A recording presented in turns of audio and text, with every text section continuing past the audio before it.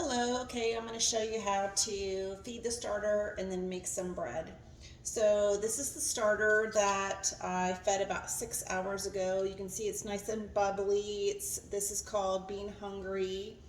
And I'm going to pause it really quickly while I take out 90 grams of starter for the bread. Okay, so I've measured out 90 grams of the starter. So you're going to need a kitchen scale. This is actually a postal scale, but it has grams on it. It has both ounces and grams. So just make sure your kitchen scale has the option to switch between grams. You don't need ounces, just grams. So I have 90 grams of starter here, and I'm going to put that in the bowl to start to make the bread. It's about 1/3 of a cup, but they recommend you always weigh it because it's just not accurate enough if you use just a measuring cup. Okay, so to the 90 grams of starter, I have already measured out the water. The amount of water is 385 grams of water. I've already pre-measured it. And then you can stir that up a little bit. Doesn't blend super well, just with the water and the starter.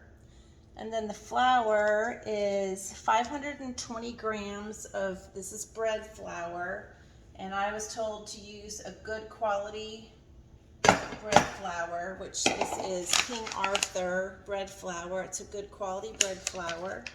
And then 12 grams of salt.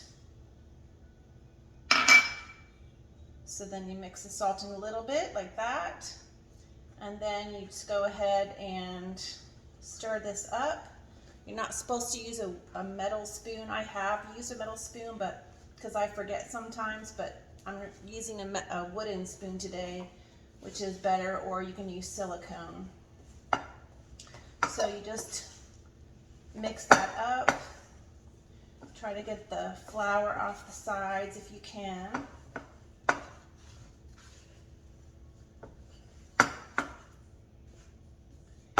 And then what you're going to do is you're just going to cover it for 15 minutes. Let me get a cover.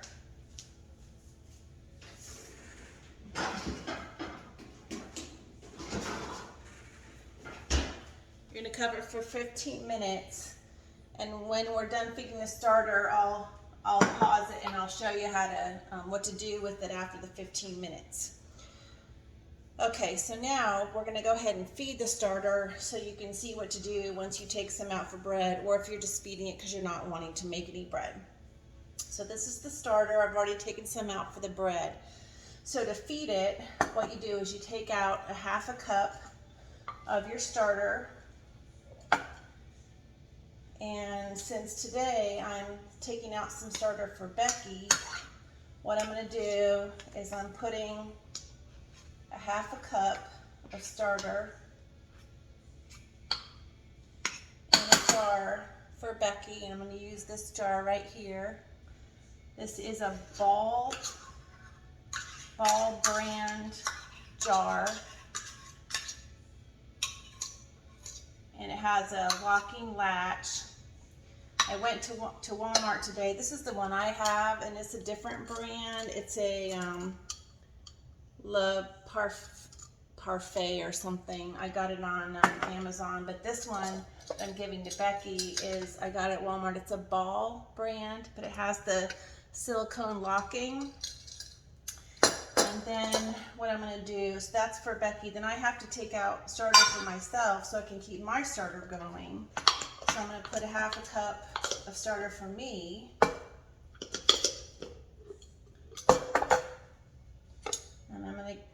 And I was told, try not to contaminate your starter. I don't know what she meant by that. I try not to use dirty spoons to try not to contaminate it. So just try to make sure your hands are clean and your spoons are clean, and your counter's clean as you're doing this, so you don't contaminate your starter, because it is a live organism. It eats and grows and gets hungry and whatever. So that's for me. So then what you do is this is just a little bit extra that you don't need. So what you do is you wash it down the sink.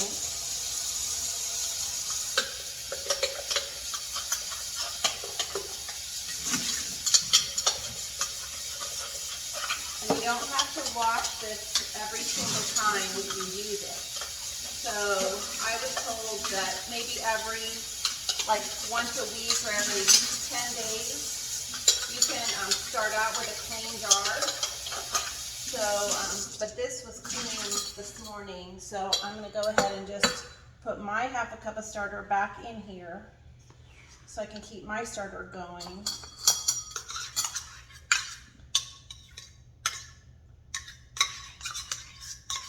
Okay, then what you do is you put in 2/3 of a cup of water. So I'm feeding 2 of them, one for Becky and one for me.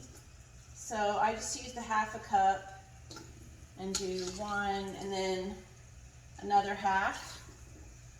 And then for Becky's, a half a cup and then another half cup, another quarter cup.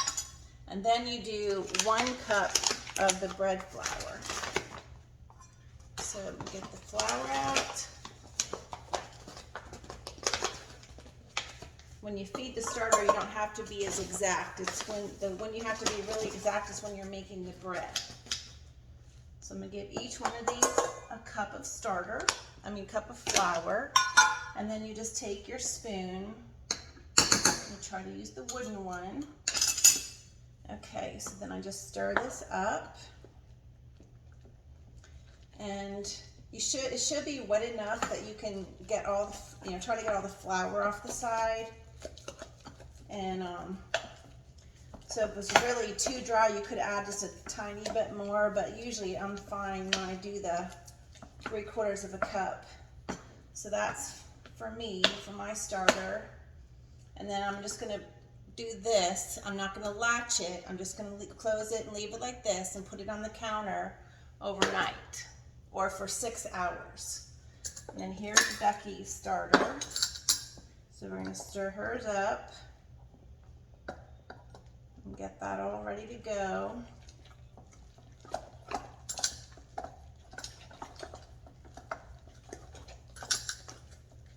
Okay, so there's her starter. So I'm just gonna, again, just sort of close it, not latch it, and put it up, and they're gonna sit overnight. And then what'll happen in the morning, when I get up, I'll take them and I'll actually latch them and put them in the refrigerator. And then you can leave it in your refrigerator for a week without feeding it. You do have to feed it at least once a week, and you can feed it, every time you make some bread or something, you have to feed it to keep it going. But if you're not making bread, you just make sure you feed it once a week until you're ready to make something. And I have a recipe I'll be giving you that comes from this website called feastingathome.com, and it's a sourdough recipe instructions. It has all the grams of all the ingredients. I was given a video when I was given the starter just because it takes away some of the intimidation from these instructions. But these are detailed instructions that you can use. So I'm going to go ahead and pause the video while this finishes its 15 minutes of waiting, and then you're going to see I'm going to do just a little bit of a turning of the dough, and you do that 2 times, 15 minutes apart, and then it's ready to rise overnight and then be baked in the morning. So I'm going to pause the video now.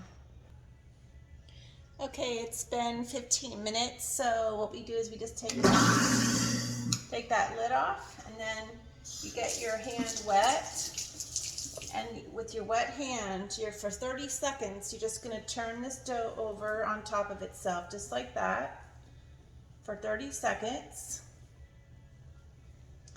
And then when you're done, you can keep wetting your hand if you need to. When you're done with 30 seconds, you're going to cover it back up again, and then do it the same thing again in another 15 minutes. And then you're gonna cover it. Well, and then I'll stop and come back, and I'll show you how I'm gonna put the bread in here to rise overnight. There's a little bit of olive oil on the bottom to coat the bread, but I'll do that when I come back after another 15 minutes. Okay, so now I'm just about done kneading, or whatever, this, not really kneading, but turning the dough for 30 seconds, 2 times, separated by 15-minute rest period. So put the dough in, let it rest 15 minutes, do this 30 seconds, rest 15 minutes, do this again. Now it's ready to start rising. So you take your dough, and this is just a container with some olive oil in the bottom, and I just put the dough in there, and then I just turn the dough so that you get the olive oil all over the outside of the dough. It just gives it like a nice, like a crusty appearance when you bake it, and also it just has a nice little flavor. I use like a flavored olive oil, like a real rich olive oil. Certainly not, don't ever use extra virgin when you're heating, of course. So then I'll just put this on and put the lid on, and then this will sit overnight, or for, if you're doing it during the day, for 8 hours, or until it's double. So right now it's like, it's not even a liter, and it'll probably get up to about 2 liters. So you can let it rise until it's double. And then when that's in the morning, what you do is you pull the lid off, and what you do is you put your hand in it and you stretch it up like this. You stretch it up like this a couple times, and then back down, and then pull it up, again back down, and again and back down, about 3 times. And then you put it in a narrow bowl, narrower than this one, and I put it in parchment paper, and then I put it in the refrigerator for 1 hour. And while it's resting for 1 hour, you heat your Dutch oven at 500 degrees. You have to preheat it for an entire hour at 500 degrees. And I bought this. This is a Lodge brand Dutch oven, because this is the best way to do it. The instructions, the recipe tells you what to do if you don't have a Dutch oven, or if your Dutch oven is only rated at 450. This one is rated at 500. That's what it's supposed to be at.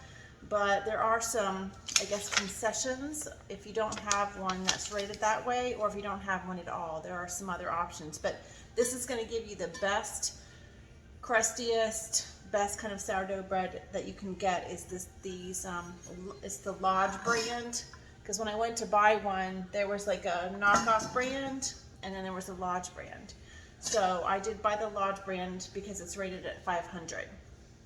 So, and that's it. So enjoy.